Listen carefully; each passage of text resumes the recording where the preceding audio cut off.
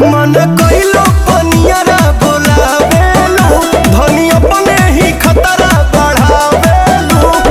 रोके से रोके नहीं लड़ते होए तो लड़ जाए।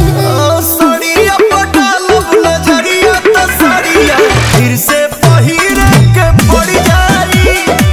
सड़िया पटालब नजरिया तो सड़िया फिर से पहिरे के पड़ जाई।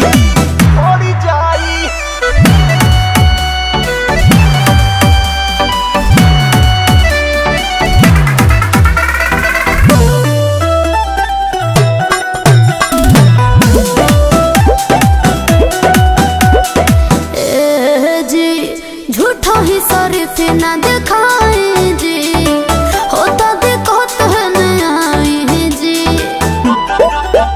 रग लगलू वाला पे तू अपने